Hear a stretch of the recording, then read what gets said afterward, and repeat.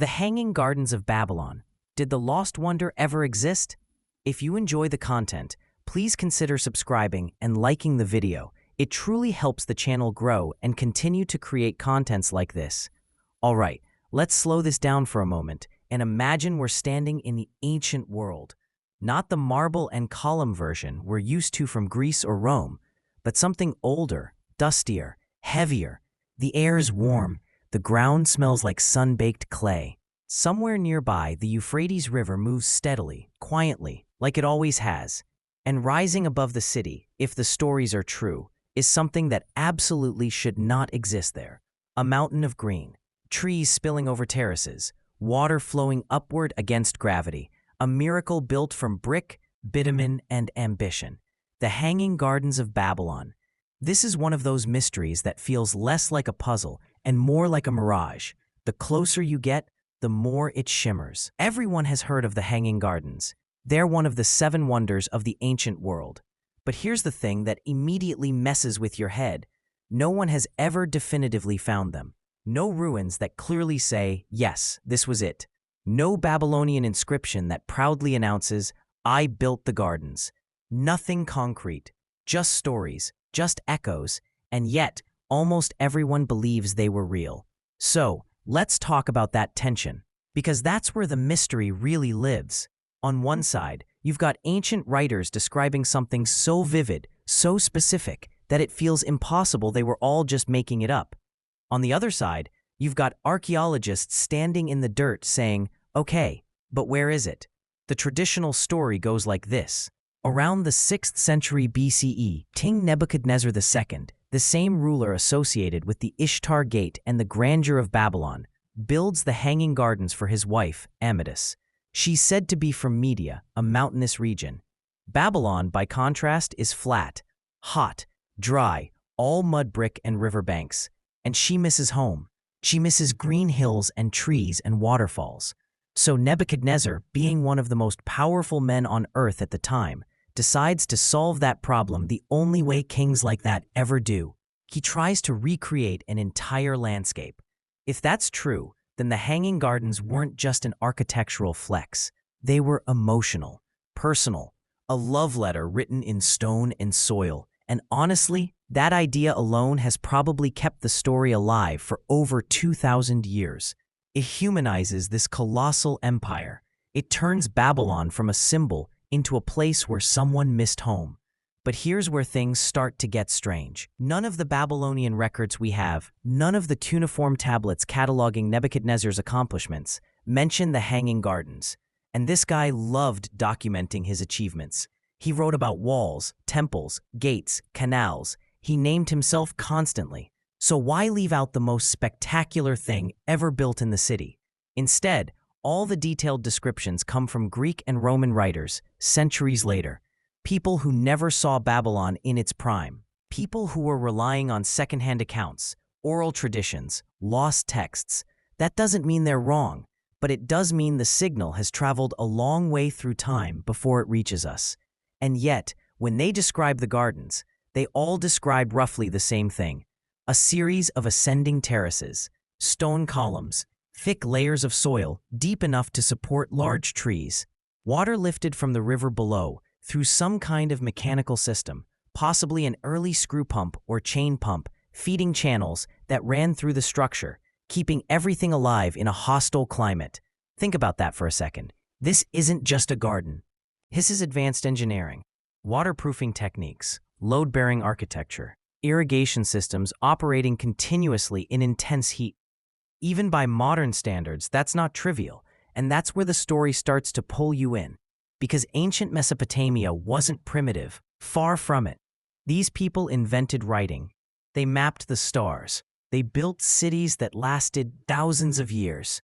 If anyone could pull this off, it was them. But still, where is it? Excavations at Babylon have uncovered palaces, walls, temples, but nothing that unmistakably matches the Hanging Gardens as described. No massive terraced foundation packed with soil. No clear irrigation infrastructure on that scale. And that absence has led some researchers to ask a more radical question. What if the Hanging Gardens weren't in Babylon at all? This is where the mystery really opens up. There's an alternative theory that puts the gardens hundreds of miles north, in the Assyrian city of Nineveh. According to this idea, the gardens were actually built by King Sennacherib, not Nebuchadnezzar. Sennacherib was obsessed with water engineering. He built massive aqueducts. He bragged about bringing distant waters into his capital. And this is key. His inscriptions describe a palace without rival, surrounded by lush gardens, filled with exotic plants, watered by an advanced system that lifted water to higher ground. Sound familiar? Some of his relief carvings even show terraced gardens with trees growing on elevated platforms. And unlike Babylon, Nineveh does have archaeological evidence of large-scale water infrastructure that could support something like this. So how did Babylon get the credit? One possibility is simple confusion. To later Greek writers, Babylon may have become shorthand for Mesopotamian greatness in general. The name carried weight. Over time, stories could have drifted, merged, and attached themselves to the most famous city in the region, especially after Nineveh was destroyed and fell out of collective memory. If that's the case, then the Hanging Gardens did exist, but history misplaced them. But even that doesn't fully settle things, because whether in Babylon or Nineveh, we're still dealing with a structure that challenges our assumptions about the ancient world. A place where nature and architecture weren't opposites, but collaborators. Where stone didn't conquer green, but supported it. And there's something else worth thinking about here. The gardens weren't described as hanging in the sense of being suspended by ropes or chains. The original word likely meant overhanging or terraced. Think balconies, think stepped hillsides. That subtle mistranslation alone might have worked the image over centuries, turning something grounded and massive into something almost floating and surreal. Which brings us back to the core question. Why does this mystery still matter? Because the Hanging Gardens sit right at the intersection of myth and engineering.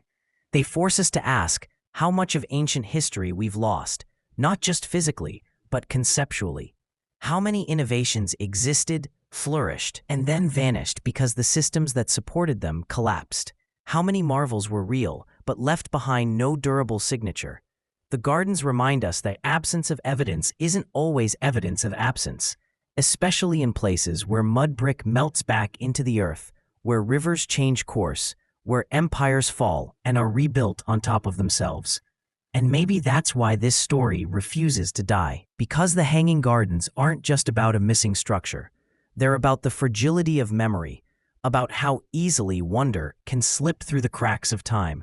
Once you start thinking about what it would actually take to build the Hanging Gardens, wherever they truly stood, the mystery shifts from "did this exist?" to "how on earth did humans pull this off so early?" First, forget the romantic image for a moment. Forget waterfalls and vines. Think logistics. Think weight. Think physics. You're talking about massive terraces stacked on top of one another, each layer holding tons and tons of soil, saturated with water. Wet soil is brutally heavy. Trees, even heavier. Roots pushing outward. Water constantly moving. This structure wouldn't just need to look beautiful. It would need to survive year after year without collapsing. That alone tells you something important. Whoever built this understood load distribution. They understood how to reinforce platforms with stone and timber. They understood waterproofing, because if water seeped into the wrong place, the whole thing would eventually fail. Ancient sources talk about layers of reeds, asphalt, and baked bricks sealed together. That's not guesswork, that's material science. And then there's the biggest challenge of all, water. This is where the Hanging Gardens stop being just architecture and become an engineering statement. Babylon, and Nineveh for that matter, weren't rainy, temperate places. This was a land where water meant survival.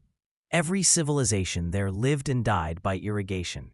Lifting water from a river up to elevated terraces continuously would require a system that worked every day, without electricity, without modern metals, without precision machined parts. Imagine that. Day after day, water moving upward, feeding channels that branched across the gardens, soaking roots, evaporating into the air, cooling the space, creating its own microclimate. Ancient writers describe the sound of flowing water, the sensation of shade and mist, In a desert environment, that would feel supernatural.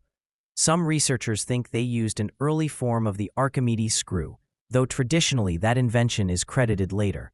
Others suggest chain pumps or bucket systems powered by human or animal labor, and honestly, it could have been something we haven't fully reconstructed yet. Ancient engineers were creative in ways that don't always leave obvious archaeological fingerprints. And that's another thing worth sitting with. Not everything ancient innovation leaves behind looks impressive when buried. Wood rots, rope disappears, metal gets scavenged. What remains are foundations, and if those foundations were later reused, repurposed, or dismantled, the signature vanishes. Which brings us to another uncomfortable idea. Maybe we've already walked right past the remains of the Hanging Gardens and didn't recognize them. Archaeology isn't just about finding things, it's about interpreting them correctly. A large, strange foundation might get labeled a warehouse. A water channel might be dismissed as part of a mundane irrigation system. Without a sign saying "Wonder of the World" here, context becomes everything, and context erodes. Cities like Babylon were rebuilt again and again. New rulers reused old bricks, floods rearranged the landscape. The Euphrates itself changed course over centuries. Imagine trying to locate a specific garden in a city that lived, died, and resurrected itself multiple times. That's like trying to find a single building in modern New York, 2,000 years from now, after the island has been reshaped repeatedly. Now zoom out a little. Why did ancient writers care so much about this place? Because the Hanging Gardens weren't just impressive, they were symbolic. They represented control over nature, not domination, but orchestration, turning an unforgiving environment into something lush and ordered. In many ancient cultures, that kind of control was divine. Kings didn't just rule people, they mediated between the human world and the forces of chaos. Water, especially, was sacred power, so a garden like this wasn't decoration. It was propaganda. It said, "This ruler commands rivers. This city bends the natural world into harmony." Whether built for love, prestige, or spiritual symbolism, the gardens would have broadcast legitimacy and greatness. And that might explain something else: exaggeration. Ancient writers weren't neutral observers, they were storytellers. If they heard about an extraordinary garden in the East, it would naturally grow larger, more dramatic, more wondrous with each retelling. Terraces get taller, trees get bigger, water flows more magically. Over time, the real structure, whatever its true size, transforms into something almost mythic. But here's the key difference between myth and pure fantasy. Myths usually grow out of something real: a seed, a place, a memory. And that's why the Hanging Gardens feel different from, say, Atlantis. Atlantis is a philosophical allegory first and foremost. The gardens are practical, grounded, detailed. They include engineering descriptions that suggest first-hand knowledge somewhere in the chain, which raises a fascinating possibility. What if the Hanging Gardens weren't a single structure at all? What if they were a category, a style? Multiple royal gardens built across Mesopotamia, later compressed into one legendary image. Over centuries, stories of different terraced gardens could have merged into a single wonder, attributed to one king, one city. That would explain the contradictions, the missing inscriptions, the confusion over location, the persistent belief alongside the missing proof. And it would mean the Hanging Gardens weren't a one-off miracle. They were part of a broader tradition of ancient environmental engineering that we're only beginning to appreciate. Think about that. Think about how much of ancient achievement we frame as isolated peaks instead of networks of knowledge. These people weren't guessing. They were inheriting techniques, refining them, passing them forward, until political collapse, war, or neglect erased the continuity. Which brings us to the most unsettling part of this whole story. The Hanging Gardens, real or not, remind us that human progress isn't a straight line upward. Knowledge can be lost. Entire systems can disappear. We tend to assume that once something is invented, it stays invented. History says otherwise. There may have been a time when complex hydraulic gardens were common among imperial capitals in the Near East, and then that knowledge faded. Not because it wasn't valuable, but because the social and economic structures that sustained it fell apart. So when we ask, did the Hanging Gardens exist? We might be asking the wrong question. A better one might be, what else like this once existed that we no longer remember? Because the gardens live on, not just as a missing monument, but as a reminder of how fragile human legacy really is. All that ingenuity, all that labor, all that beauty, reduced to words written centuries later by people trying to remember something already half forgotten. And maybe that's why the Hanging Gardens still capture us. Not because they're missing, but because they almost exist. Balanced right on the edge between reality and imagination. Just solid enough to feel real. Just elusive enough to haunt us. They ask us to imagine a world where ancient cities breathed, cooled, flowed with water and green life in the middle of dust and heat. A world where someone looked at a flat, unforgiving landscape and said, we can make this bloom. And whether that world stood in Babylon, Nineveh, or somewhere else entirely, the idea itself might be the real wonder. Because even now, thousands of years later, we're still trying to do the same thing.